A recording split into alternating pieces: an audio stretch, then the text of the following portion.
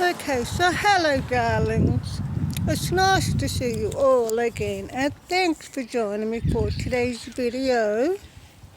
I want to talk to you today about the housing crisis and what I think about van life being a good solution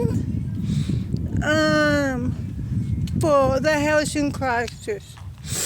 Because after I made my last video where I mentioned about the original reason why I started van life,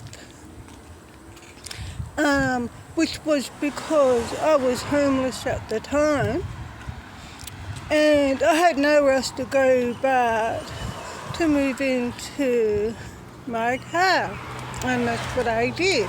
And at that point in time, I did not even know that van life existed, hello.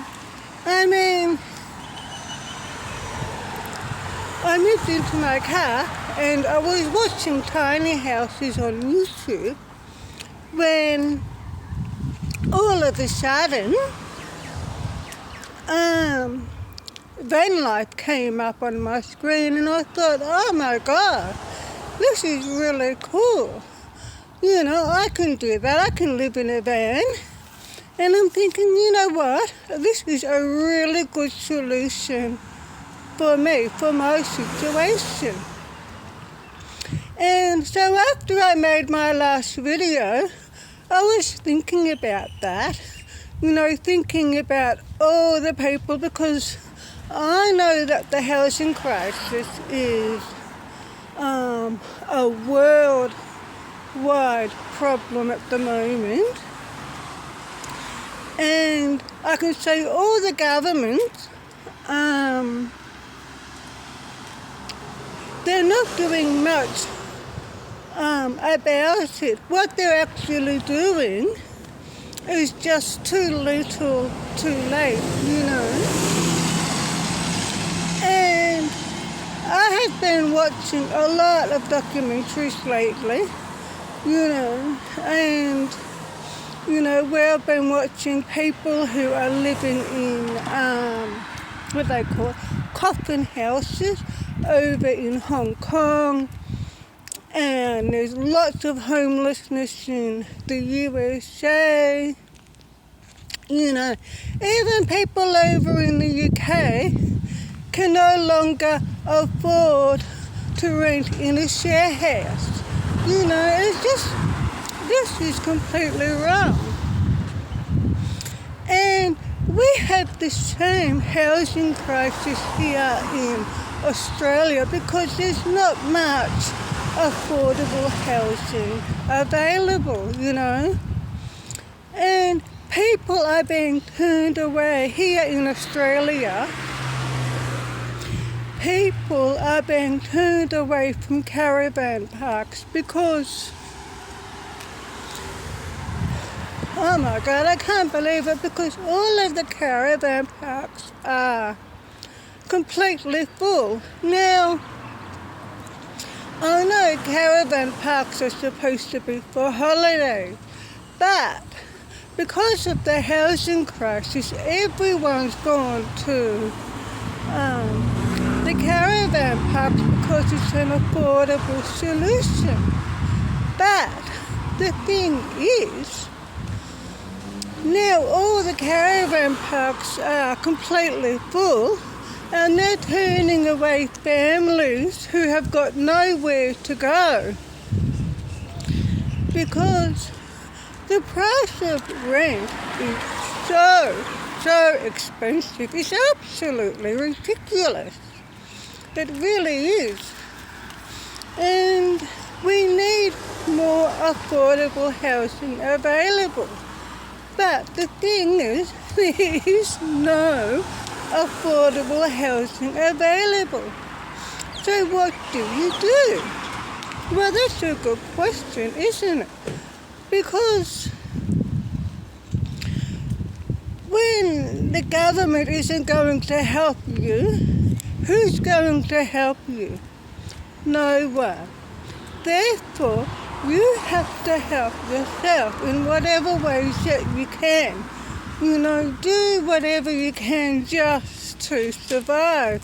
Now, I'm going over to Aldi's to grab something for dinner tonight and get some food for Kelly. So I thought while I'm on the way, I'll make a quick video about the housing crisis and about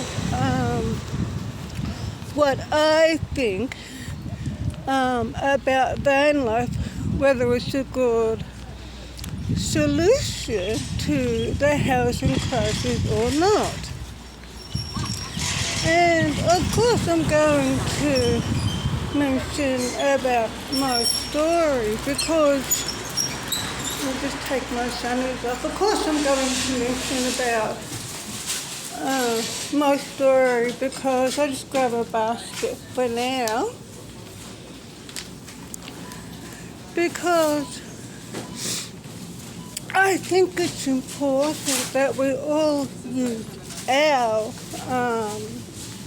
experiences to help other people. I really do believe that's really, really important. Okay, so I'm going to put you on pause for a minute so don't run away. Okay, so I've just been into Aldi's and I've grabbed some food for Kelly. And I got something for tonight to eat. Yeah, so as I was saying, so you have to do whatever you can, you know, to help yourself in whatever ways that you can. And so therefore, because the price of rent keeps going up every year, and the cost of living keeps going up. But the thing is, wages don't. So therefore, we need to make sacrifices. And we all need to have a roof over our heads. And we all need to deserve and have a safe place to live. And so if there isn't any affordable housing, what do? You know? So this is why I started van life originally. So as you know my story, or if you don't know because you're new to my channel, my story is that you know, I had to leave my ex-husband, my abusive ex-husband. It was either a life or death situation. And of course I wanted to live. So I left him. And then I went back to my parents' place to live because I had nowhere else to go at that point in time. And I wasn't working. And so I didn't have the only income I had at that point of time was what's it called, Social Security. And as you know, that's not going to be, especially if you're on your own like I was, that's not going to be like enough to afford a place to rent, an apartment or a house or whatever. And so I went back home to my parents' place, but I couldn't stay there for long because of my older brother who lives there, and he wouldn't stop sexually harassing me. And the day when I caught him stealing the underwear off the clothesline, I knew I had to get out of there. I was going to see if I can cross this road. And I had nowhere else to go except moving to my car. So my third baby, Kelly, and I, so we moved into my car, and I lived in my car for 2 years and 1 month exactly. And so what happened was even though I was seeing the family violence services at that point in time, and I had applied for priority government housing, which was approved. But even though it was approved, I still had to wait a few years before my apartment became available. And there are so many people who are on the waiting list for government housing, and some people are waiting up to 10, 15 years just for an apartment. And even if you're on priority, you still have to wait, anywhere between 3 to 5 years or so. However, I was lucky I only waited 2 years and 1 month. But what do I do in the meantime? Well, I'm waiting for my apartment to become available. You see what I mean? I couldn't go back to my parents' house, even though I had put a lock on my bedroom door. I still couldn't go back there because my brother kept trying to break into my room, and he kept knocking on my bedroom window, and, I just felt like a prisoner in my own bedroom at my parents' house, and I just didn't want to be there. And I couldn't afford to rent an apartment, so what do? I moved into my car. At least it was better than being in a domestic violence relationship. And at least it was better than being in an abusive environment. I was happy there. I had my own little space. Kelly and I, we made it work. At least it was a roof over my head. If I didn't have my car, I don't know what I would have done. And I know that there are a lot of people out there who are homeless right now or on the verge of homelessness, and they do not have a vehicle. Oh my God, I really feel for them. I really do, because of the time when I was homeless, that had a really, really profound effect on me, and I never ever want to go through that ever again. But then, when the family violence services did get me my 1-bedroom apartment, which I'm grateful for, so I now had my own safe place with cheap rent, which was good. But because I'm a recovering domestic violence victim survivor, I still didn't feel safe, So now van life has turned into like a sociological thing, because, 1 minute, I'm doing van life because I'm homeless, and then I get an apartment, and now I've decided to do van life because that's where I feel safe. It's got to fix up my processor. Yes, I'm wearing my processor today, as you can see, so I can hear everything. Oh my God, everything's so loud. Like for example, I walked into the bathroom to have a shower one day, and I just couldn't do it because this feeling was so overwhelmingly strong. I turned the taps off and I looked back out into the lounge room and I'm like, what am I doing? And I'm thinking there's no one here to hurt me anymore. There's no one here to bash me after I have a shower or come into the bathroom while I'm having a shower with a big knife and go whack, whack, whack like in the film Psycho. But I couldn't do anything. I just had to wait for that feeling to go before I could go have a shower.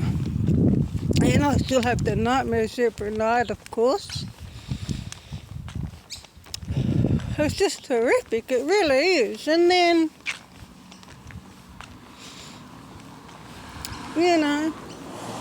so van life has saved me twice.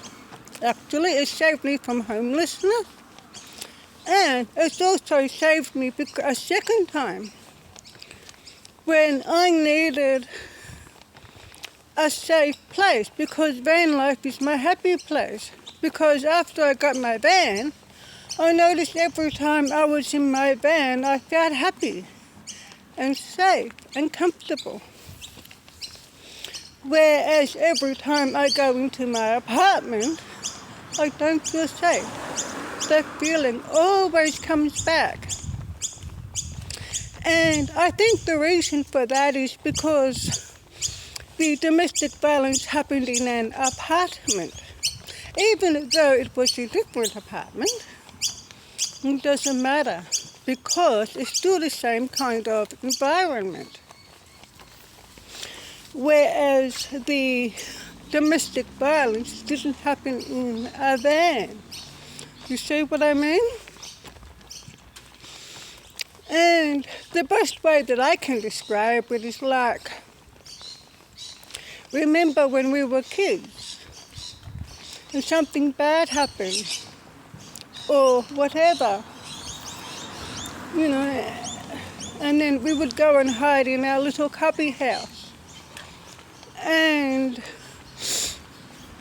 as soon as we were inside our cubby house, we felt happy and safe again. Well, that's how I feel being in my van. It's my happy place where I feel safe. So, therefore, technically, van life has saved me twice. Once from homelessness, as well as from, what's the word I'm looking for? Psychological, if that makes sense. So where are we going this way? So the thing is, I did that because it was the only thing that I could do at that point of time. And this is what I'm saying. This is why I think van life is a good solution to the housing crisis. I also know van life is a good solution for other domestic violence victim survivors who are also doing van life because that's where they feel safe too. So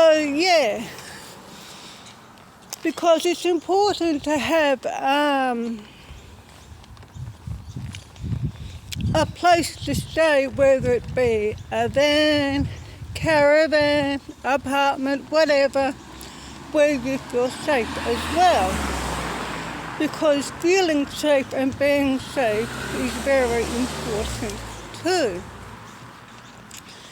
And so the question is, okay, how do I start van life? If you can't find an apartment, if you can't afford an apartment,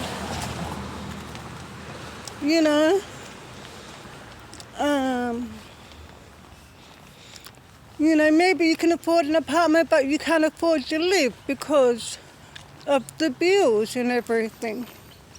Like I know of a couple of people who live in Melbourne here who are renting, and they have to go to the food banks to survive because after they pay their rent, their bills like their electricity, gas, etc., they don't have any money for food.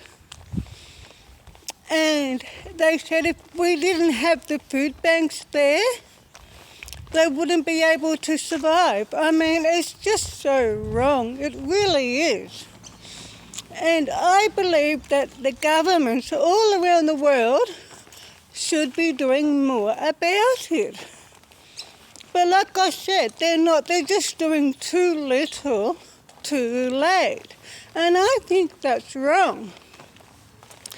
This is why we need to do whatever we can now. So the question is, okay, how do I start van life then? If I can't find a place to rent, how do I start van life? And that's a good question. Well, what I suggest you do is hang on, my processes come off again. Yep, that's it, I fixed it up. Is that if you already have a vehicle, whether it be a car, a van, a minivan, SUV, truck, camper, whatever, start with the vehicle you already have.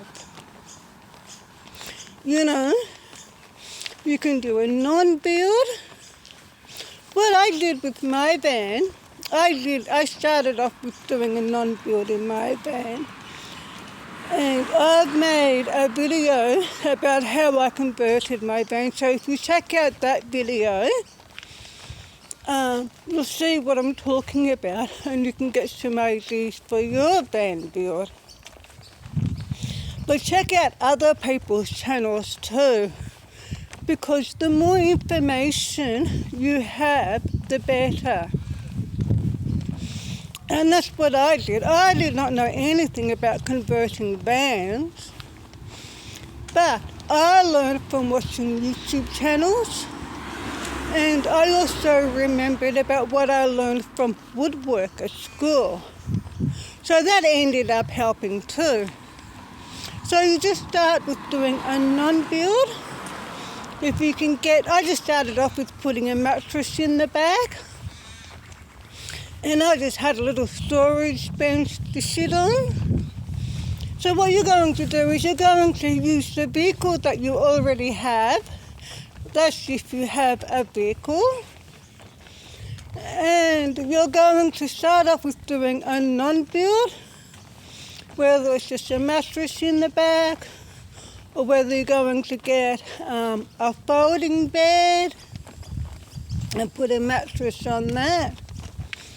You're going to get some plastic storage containers to store your things in, like clothes, etc.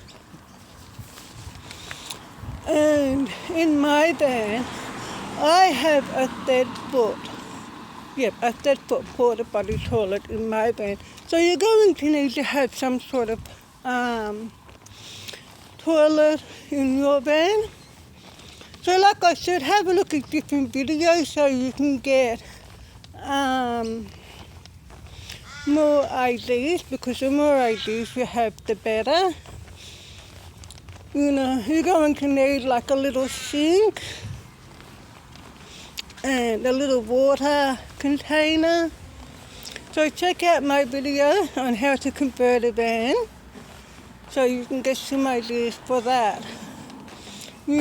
So you can start off with your van, your vehicle, whatever you have, and then you can always upgrade from there. I mean, I'm still upgrading my van.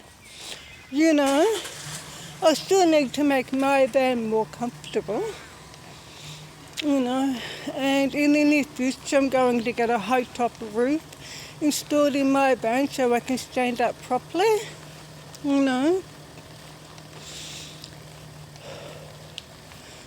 So you're going to need to grab some fans. I also have some USB mini air conditioners. You're going to need like a heater, like a Mr. Barty heater or something like that. Now the thing is, if you don't have a vehicle, Now there's different ways on how you can get a vehicle, like for example, if you're eligible for a loan, there are many good quality second-hand vans and minivans out there. You just need to look around. So what happens is that when you're living in your van or your vehicle, is that your gas will become your rent. So what I'm saying is that at the end of the day, even if you're paying off a van or a minivan to live in, at least you still have something to show for your money. Because when you're renting, you don't have anything to show for your money. And when the end of your lease comes, all you have done is paid off someone else's mortgage and you've got nothing to show for it. Whereas if you're paying off a van or a vehicle, at least you have something to show for your money, because your vehicle or your van, whatever you have, is an asset. And another thing you can do is that if you already have a car or SUV, whatever, you can always upgrade to a bigger vehicle, a bigger van. You can sell that and you can trade that in for another vehicle, a bigger vehicle. So there's another idea. But I think van life is a good solution to the housing crisis. I mean, it's a roof over your head. You have your own little space where you're safe. You still have everything that you need. And what I do to save money is I stealth camp.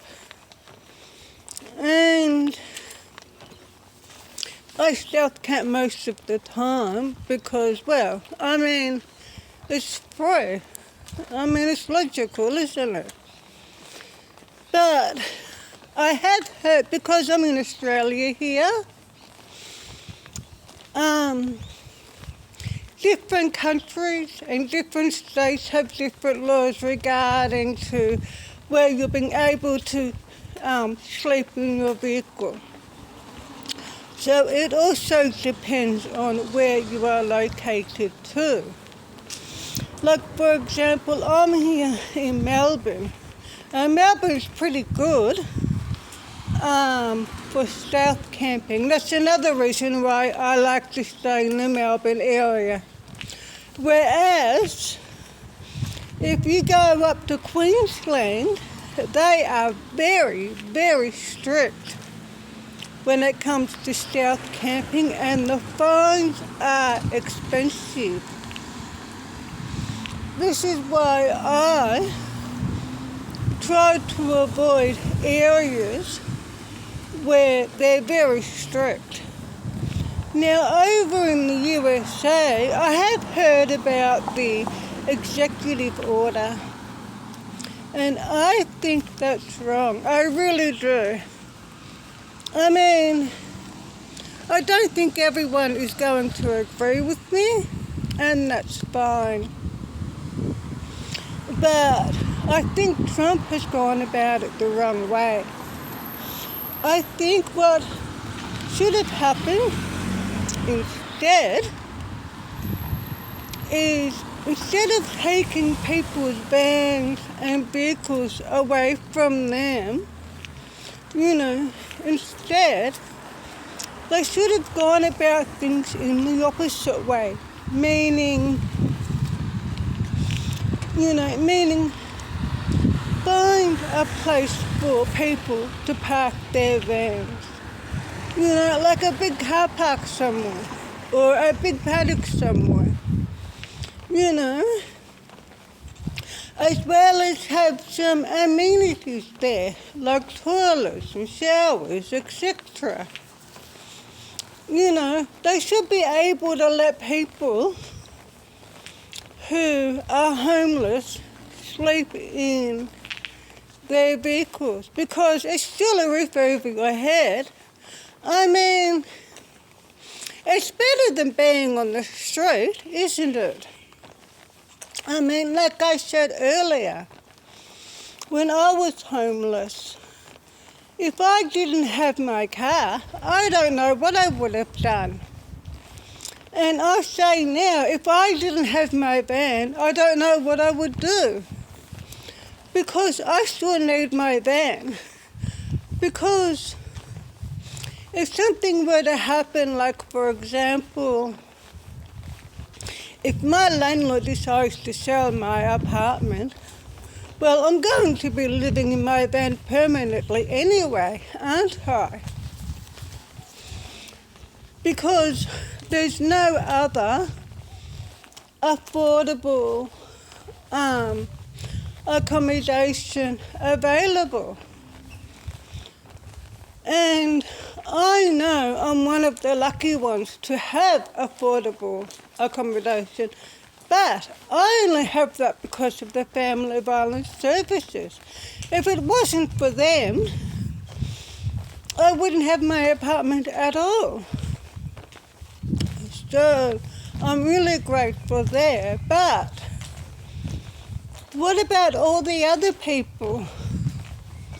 You know, I mean, I wish the government would do more to help this situation. I mean, you can't have people living in coffin houses. I mean, a lot of people can't even afford to rent in a share house now. I mean, so everyone needs to have their own vehicle if they can. I mean, I can understand and see why so many people are turning to van life. And that's why many people here in Australia are turning to van life, because it's a good, affordable, alternative solution, to the housing crisis.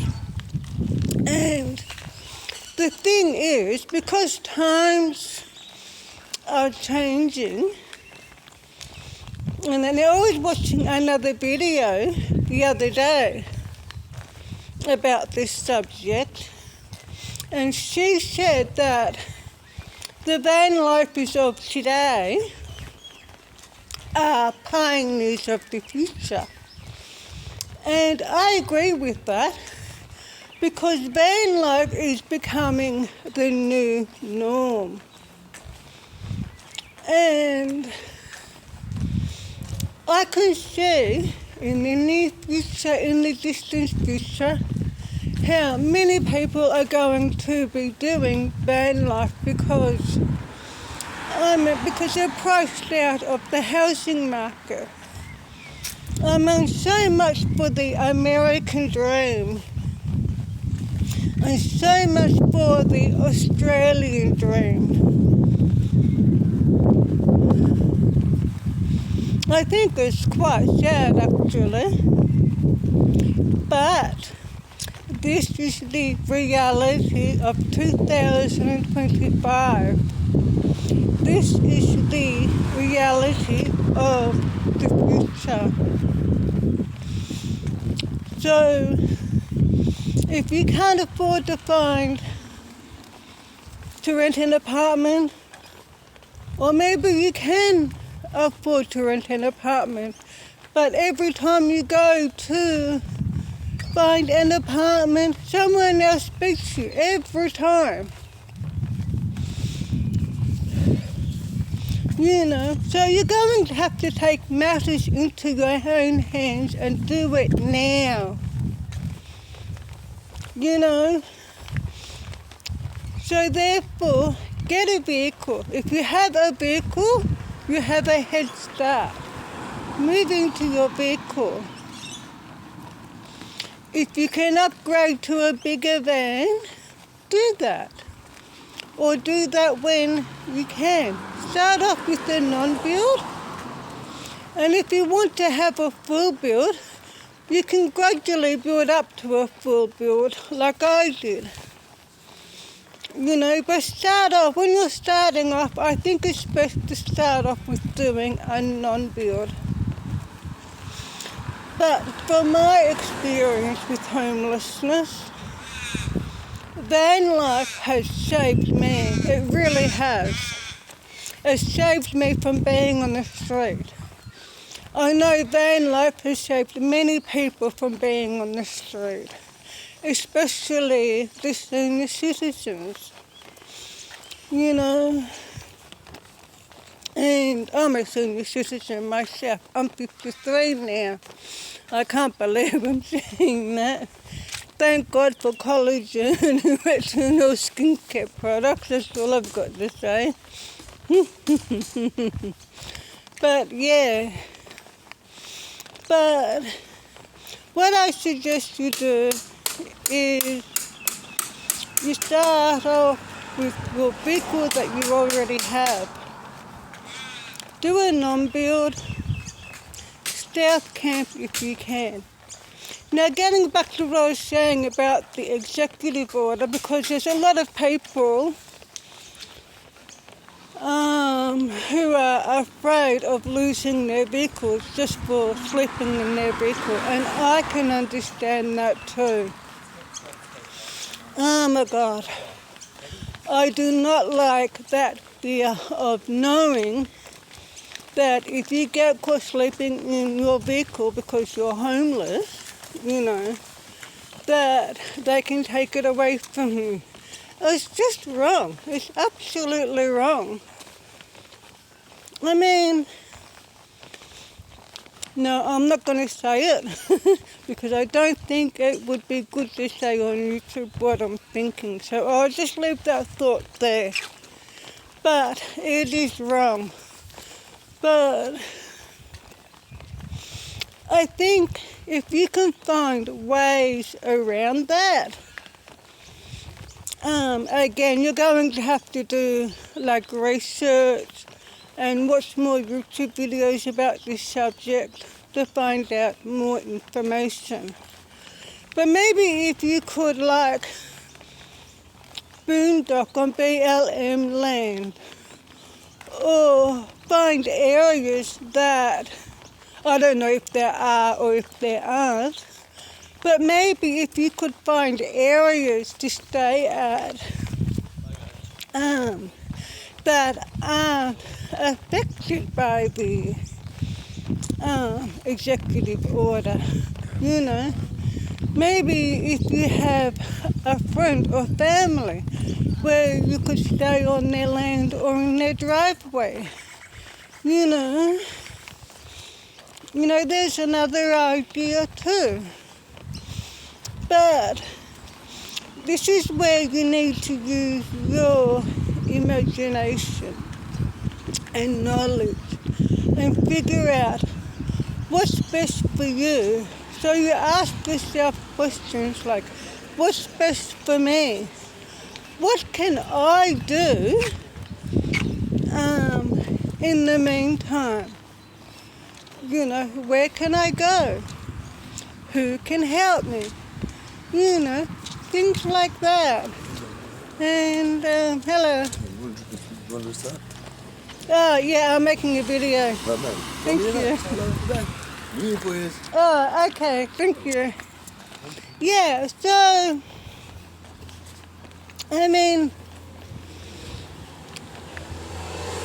so what I did is I just moved straight into my car. I just put my stuff in my car and I just took off. Oh, and I put Cal in my car, of course, too. And I just went from there. I started watching YouTube videos. That's when I learned about van life. And I went from there. I did more research. I learned more. I learned as much as I could. And that's what you need to do too.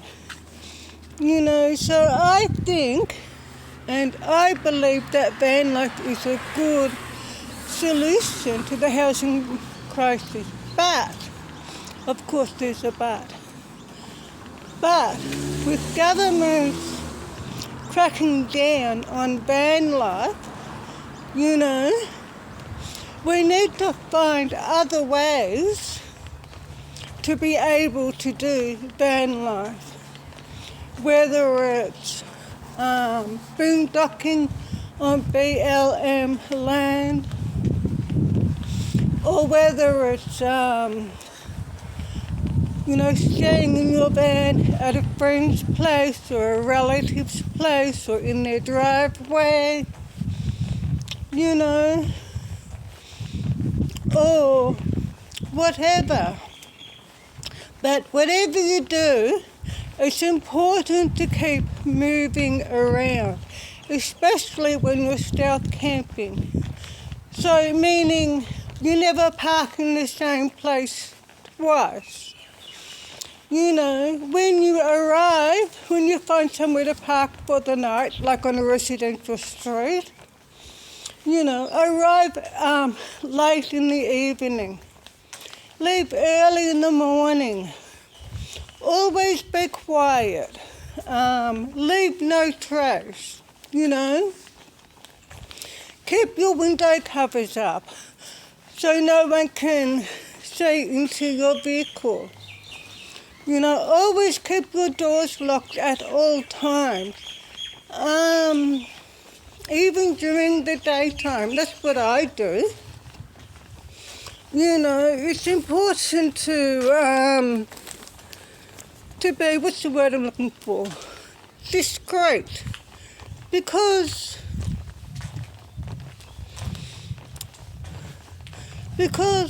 there's always that one, I'm going to take these off. They're so uncomfortable to wear when I'm wearing my processor. Looks better. Because there's always that one or few people, who do give van life a bad name by being loud or by leaving rubbish around or overstaying their welcome or whatever. So we don't want to be one of those people, do we? No, we don't. We want to be discreet. We want to be like a ninja. Yeah, like that. So if you're living in your van, keep moving around. Stay in the residential street. You can stay in a residential street one night, and then the next night, find another rental street in a different area. Look for the park outside of apartment blocks. Or a house with a large fence out the front, or an industrial area. Things like that. So again, you're going to need to do more research. And you're going to need to find out different ways on how to stealth camp, the best ways on how to stealth camp, the best areas where you can stealth camp, etc. And if you follow those few rules, you should be okay. And another good tip is to make sure that your vehicle or your van is always clean, because that's another good thing, because you don't want to be driving around in a van that's dirty on the outside. And that, I mean, I know it's not really important and that it doesn't matter, but I think it does. So I think if you need to start van life, start it now in the vehicle that you already have. If you don't have a vehicle, see if you're eligible for a cheap loan, because there are a lot of good quality cheap vehicles and vans around. My van was only I'll correct myself. My van is a 2005 Kia Pagero van, and I bought it for $4,500 with the help of my son, of course. Because if it wasn't for my son, I wouldn't have been able to buy the van. I mean, I had half of the money, but he gave me the other half. This is what I'm saying. If any family members or relatives may be able to help you out, do that. Because like I said earlier, at the end of the day, if you're living in your van or vehicle, at least you still have something to show for your money. Because you have your vehicle, which is an asset. Whereas when you're renting, you have nothing. You have nothing to show for it whatsoever. And all you've done is just paid for someone else's mortgage. So I suggest if you can start van life now, do that. If you already have an apartment and if you are on the verge of homelessness, and if you're thinking about starting van life because you'll be able to live better, then I suggest you do that. So if you're going to go down that way, then I suggest you start selling your things now. And you can use that money towards your van life. And the things that you can't sell, maybe you could give them away or donate them to charity. And then give your landlord notice. Maybe you have some things that you still want to keep that are sentimental to you. And you can put them into storage. But I mean, I would actually prefer to live in a van and do van life than to live in like a coffin house over in Hong Kong, like that. Or, I mean, it's just so wrong. It really is. Because, I mean, if you're over in the USA, if you check out Bob Wales' channel, YouTube channel, which is called, I think it's called Cheap RV Living or RV Cheap Living, something like that. But if you Google Bob Wales' YouTube channel, I know they have some charity things going where you can apply for a car or a minivan. I think it's actually a minivan where they give away the people in need a minivan, and they do a van build in that minivan, and they give it away to people who are homeless. So there's another idea.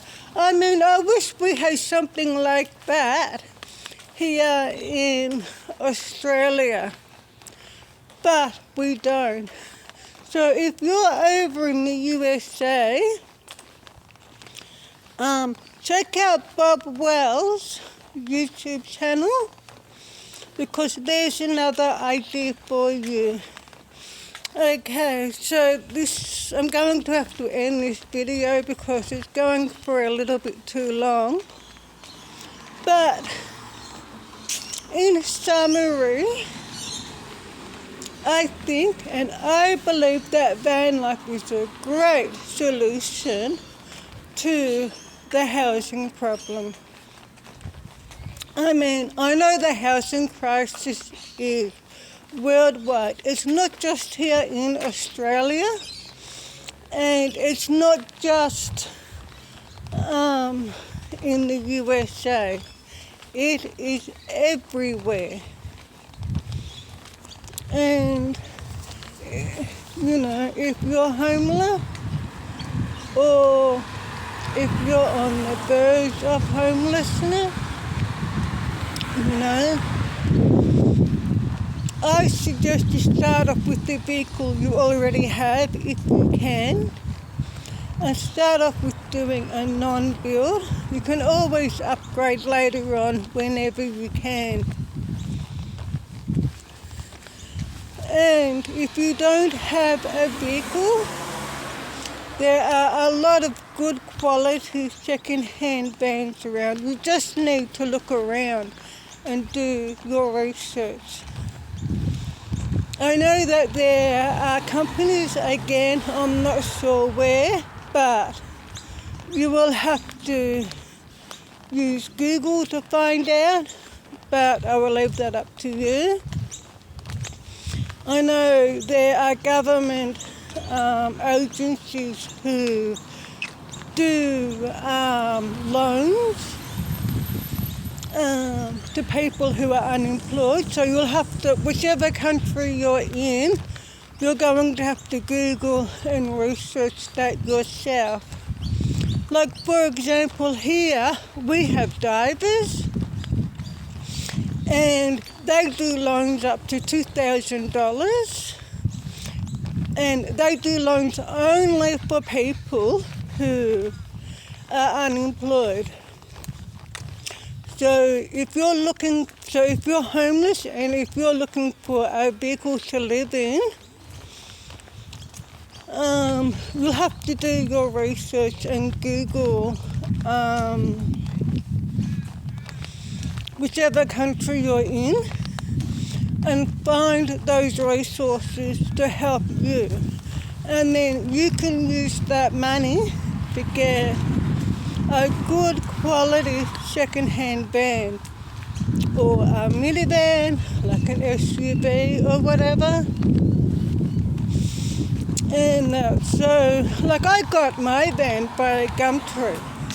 I mean, there are lots of other places where you can get a good van from, like the Trading Post, etc. Like I said, you just need to look around.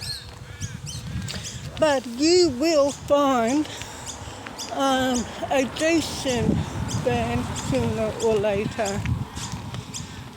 And so there's another thought for you. So maybe you can have like family or friends who could help you out with the loan, or let you stay on their property in your van. It's up to you. You have to think. So you get a notebook and you write down all these questions that you need answered, like, how can I help myself? What can I do to change the situation, and blah, blah, blah. Because the only person who's going to help you is you, of course. So do whatever you can in the meantime. And don't give up. Keep going. It might take you a little while before you find the band that, it did with me. But yeah, it's very important that you can start van life as soon as you can. Do whatever you can. Try as many different charities and resources that are available for you. That's what I did. Okay, so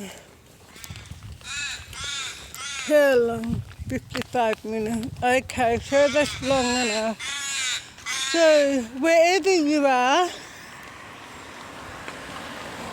whatever your situation is, I wish you all the best, and I hope you can start van life as soon as possible, and I hope you find that van as soon as you can, and I hope you find the resources that you need to help you. So thanks for joining me for today's video. I hope it was helpful for you in some way. I mean, I've been there myself, so I know what it's like, and it's not nice being homeless. It's very hard, but from my experiences, at least when you have a van, at least it's better than being on the street. At least you have a roof over your head, At least you have your own little space where you're safe and comfortable. And and if you're south camping, keep moving around. That's the most important thing, is to keep moving around. Don't stay in the same spot twice. Like for example, one day I'll stay in a residential street somewhere like in Carlton. And then the next day, I'll move on and I'll find another residential street, but like in Collingwood. Now Collingwood is next door to Carlton. You see what I mean? And then I'll move on again. And then the next day I'll find another rental street to south camp on, but on the other side of Collingwood, and so on and so on. So I keep moving around, but by doing that at the same time, I'm also saving gas because I'm not travelling far, but I'm travelling enough. And what I do is I have a notepad just for south camping, and I write down everywhere that I have south camped. So that way I can stay organised, and then that way I know when I can rotate back to those same spots. And I'm not going to rotate back to those same spots until months and months later. So therefore, if I'm going to stay in the same spot twice, I'm only going to stay in the same spot. Like say, for example, the first time will be maybe in say January, and the second time will be later on during the year, like in say September, for example. So therefore, I'm only going to stay in that same spot no more than twice per year. You get what I'm saying?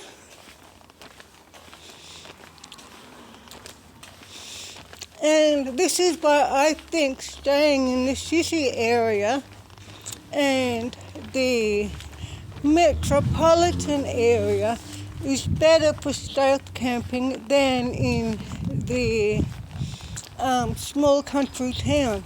But they are still good to visit every now and then too, which I'm going to do that as well. So wherever you are, always keep moving and don't stay in the same spot twice. As long as you're quiet, you leave no trace, you arrive late in the evenings and leave early in the mornings, you should be fine. And avoid the areas where you know that they are strict. Where you know that stealth camping is strict in those areas, like up in Queensland for example, avoid those areas because you don't want to be getting a fine for sleeping in your vehicle, and you certainly don't want to get your vehicle taken off you either. So as long as you follow those few rules, you should be fine. Okay, so I'm going to end this video here now, and I'll see you guys in the next video. So please subscribe to my channel to support me if you haven't already done so, and don't forget to give my videos a thumbs up. So I'll see you guys in the next video. Oh, what was that noise? Oh my god, I think it was a motorbike. Oh, that scared me. I jumped out of my skin thinking, what the hell is that noise? Oh, because I've got my processor and I can hear everything. Oh, so funny. Anyway, so until then, please take care, darlings, and of course, drive carefully. And I'll see you guys later. Bye-bye, darlings.